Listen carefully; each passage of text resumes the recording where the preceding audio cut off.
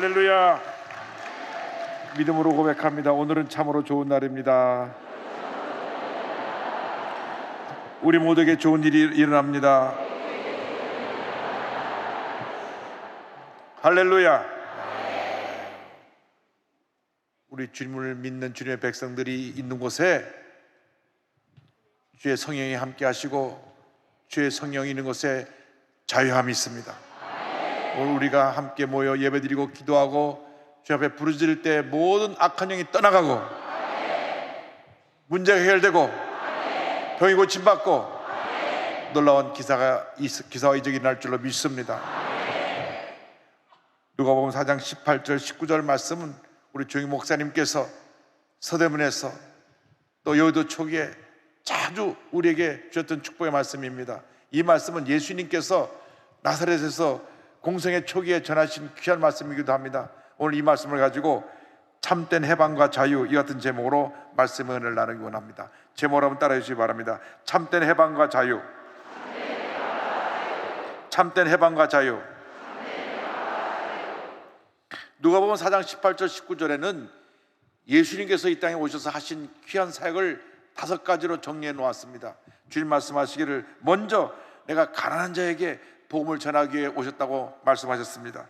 누가복음 4장 18절입니다. 주의 성령이 내게 임하셨으니 이는 가난한 자에게 복음을 전하게 하시려고 내게 기름을 부으시고.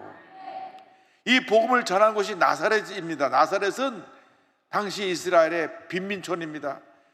가난하고 헐벗고 굶주린 사람들이 모인 곳입니다. 우리 조영희 목사님이 사역을 시작하신 것이 바로 대저동 산기슭의 깨밭에서 시작하셨는데 이곳이 당시 나사렛과 같은 곳입니다. 가난하고 헐벗고 굶주린 사람들이 그곳에 모여 살았습니다. 그곳에 천막을 짓고 가난한 자에게 복음을 전할 때 하나님의 놀라운 은혜가 임했던 것입니다. 나사렛에 이 가난한 자에게 복음이 증거된 것입니다. 소외되고 불쌍하고 병든 사람에게 복음이 증거된 것입니다.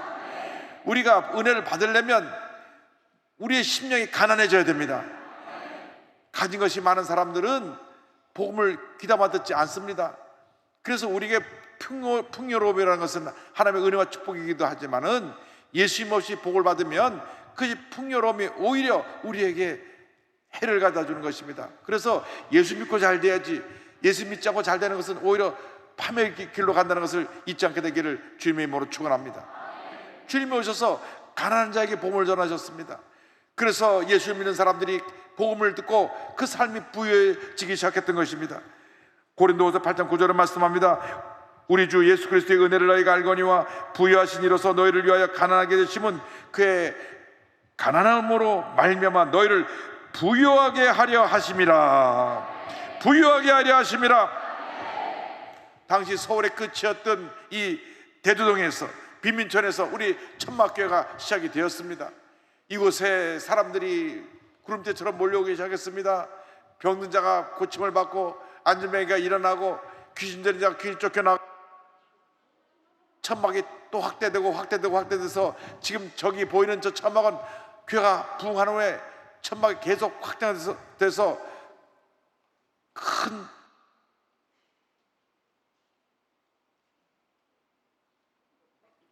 조영희 목사님, 최재일 목사님이 브로크 담을 쌓은 데다가 이렇게 천막을 쳐서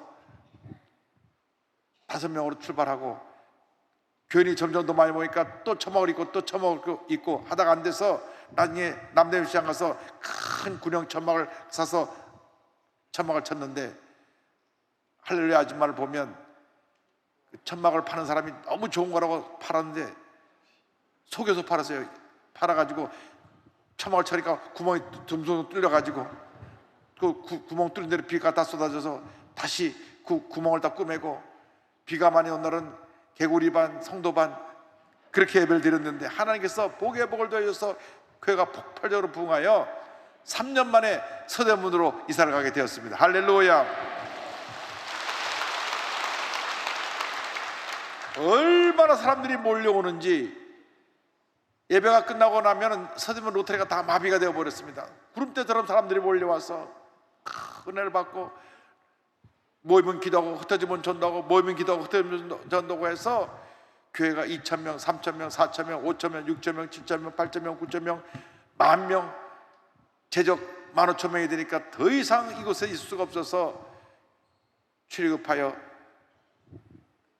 여의도로 교회를 옮기게 되었던 것입니다. 할렐루야. 하나님께 모든 영광 돌립니다. 하나님이 함께 하시면 가난과 저주가 떠나가고 부유와 축복이 다가오는 것입니다. 얼마나 서대문 시절에 힘들고 어려웠든지 그 당시 다 먹고 살기가 힘들어서 하루하루 그날 벌어 그날 먹고 사는 그러한 고난의 삶을 살았습니다. 지금도 잊지 않는 것은 영천시장에 다라에다가 생선을 담아서 팔던 구역자님이 계신데 그 당시 냉장고가 없었기 때문에 완전히 이것이 생선인지 소금인지 소금에 잔뜩 절여가지고 그걸 갖다 파는데 그것도 팔리지가 않습니다. 한두 마리 팔다가 저녁에 되면 수요일날인데 그 생선 꿰짝을 들고 와서 예배 드리는데 의자 밑에 놓고 예배 드리는데 얼마나 생선 비린내가 나는지 이렇게 보니까 생선 비리가 나는 그 꿰짝 그 다라를 갖다가 의자 밑에 놓고 하늘에 뿌렸기 때문입니다. 하나님께서 그 집을 축복해 주셔서 동생분이 장로님이 되게 하시고 그 자녀들이 교회 성가 찬양대로 봉사하고 해외 유학도 가고 복받은 인생이 되었습니다. 할렐루야. 성령이 임하면 가난과 저주가 떠나가는 것입니다. 하나님의 부유와 축복이 임하는 것입니다.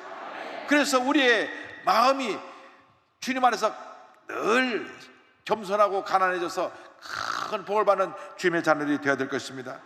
성령이 임하고 나면 우리를 모든 가난과 저주에서 해방시켜 줍니다.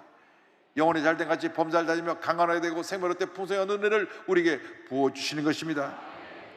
둘째로 성령이 임하셔서 포로된 자를 자유케 하셨습니다. 4장 18절은 말씀합니다. 나를 보내사 포로된 자에게 자유를 말씀하셨습니다. 당시 포로가 되면 모든 자유를 빼앗깁니다. 그가 아무리 귀족 출신이라고 할지라도 일단은 포로로 잡혀가면 노예가 되어서 주인의 종으로 가진 모든 것 다 빼앗기고 아침부터 밤늦게까지 죽어라 일만 해야 되는 그러한 비참한 삶을 살아야 됐습니다. 우리가 예수를 믿기 전에 악한 원수마귀의 포로가 돼가지고 우리의 가진 모든 걸 다 빼앗아 감으로 말미암아 우리 삶에 저주가 다가왔습니다. 질병이 다가왔습니다. 환난과 고초가 다가왔습니다. 우리 삶에 무엇 하나 풍요로움이 없고 다 빼앗긴 채로 포로된 삶을 살았는데 예수님이 오셔서 우리를 이 죄의 포로에서 자유케 만들어 주신 것입니다. 우리가 포로에서 자유함을 받아야 되는 것입니다. 요한일서 3장 8절은 말씀합니다. 죄를 짓는 자는 마귀에게 속하나니 마귀는 처음부터 범죄함이라 하나님의 아들이 나타나신 것은 마귀의 일을 멸하려 하심이라. 할렐루야. 마귀의 일을 멸하려 하심이라.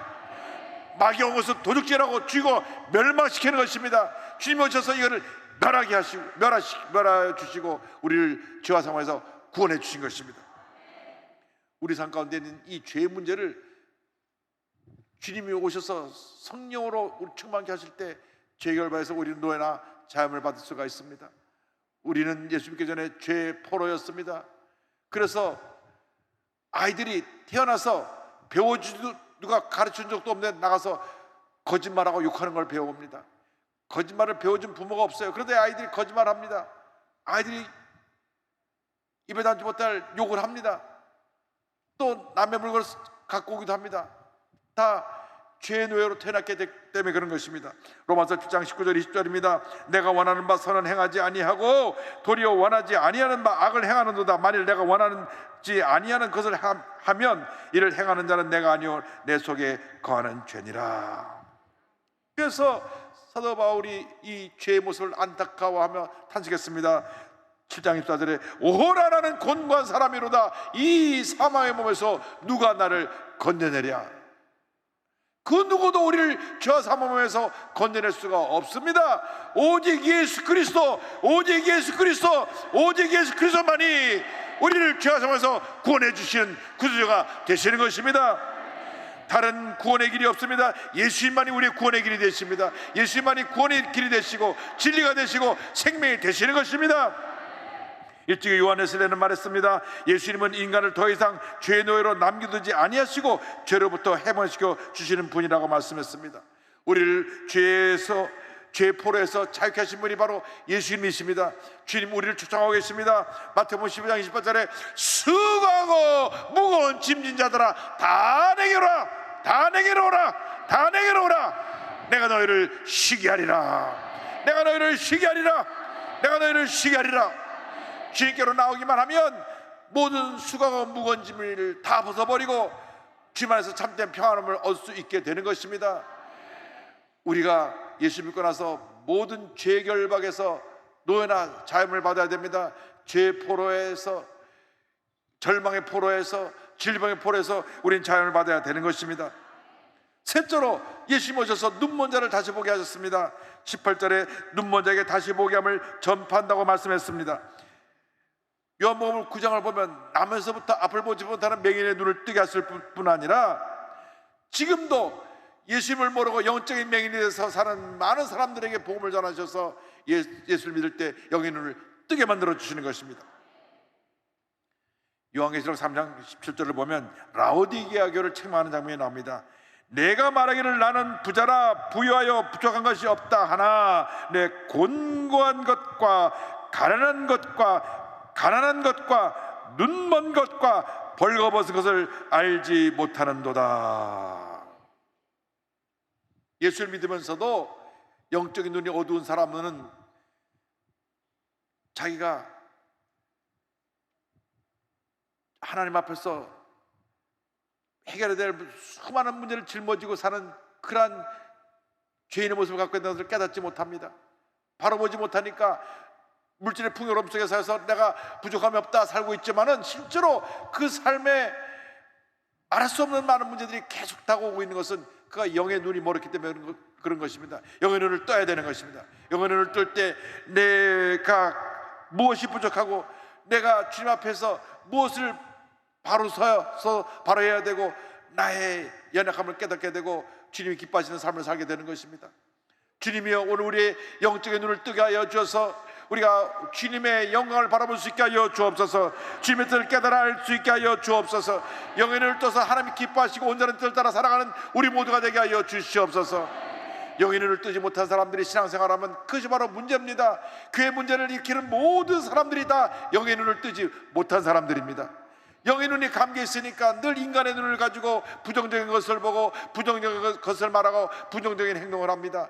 하나님 아버지 예수를 믿으면서 영의 눈이 감긴 자들이 성령의 충만을 받고 영의 눈을 뜰 수 있게 하여 주옵소서. 주의 역사하여 주셔서 영의 눈을 뜨게 하여 주시고 변화되게 하시고 치료하여 주시고 회복시켜 주셔서 주님 안에서 절대 긍정 절대 감사를 삶을 살 수 있도록 은혜 내려 주시옵소서.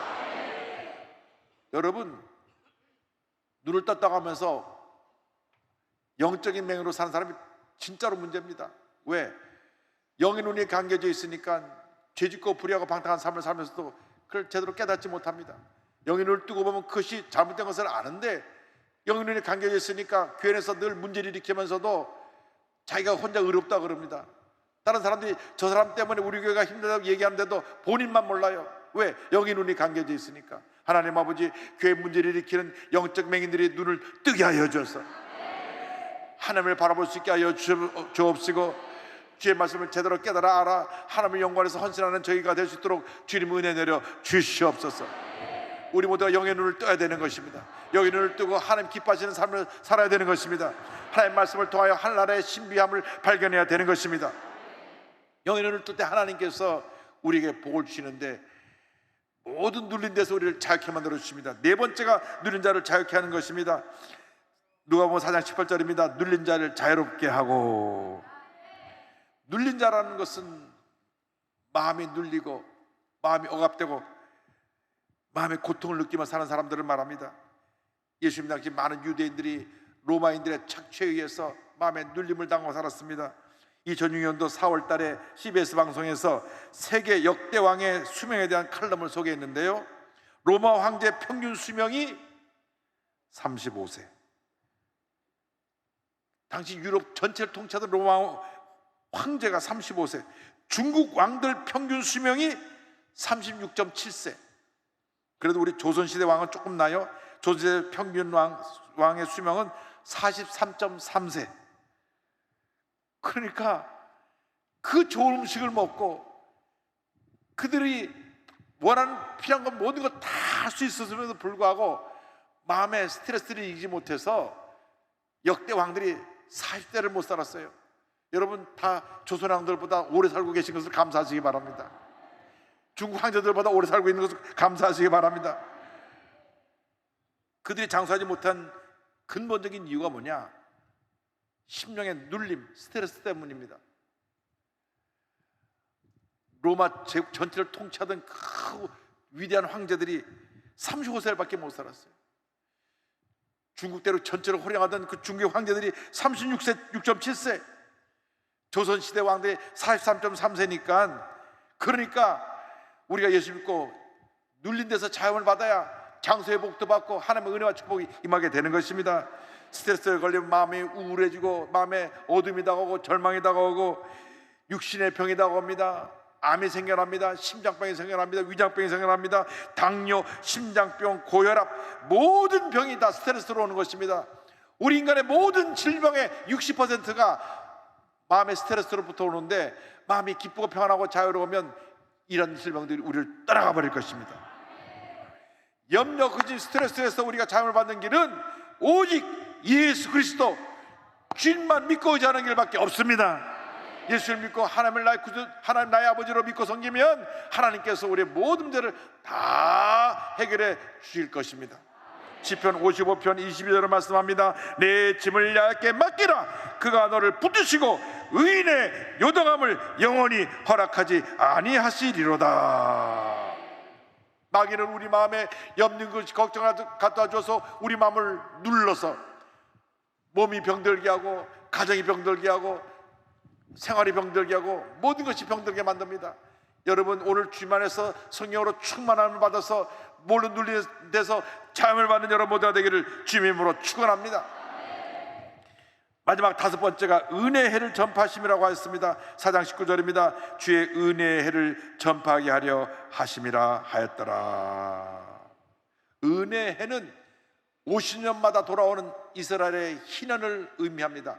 7년 안식년이 7번 지나고 나서 50년째 되는 해가 희년인데, 은혜의 해인데, 희년이 시작되는 이스라엘 달력으로 7월 10일 날 종교의 나팔을 불러서 희년이 시작되었습니다 알리면 그 순간 모든 빚을 다 탕감해 줍니다.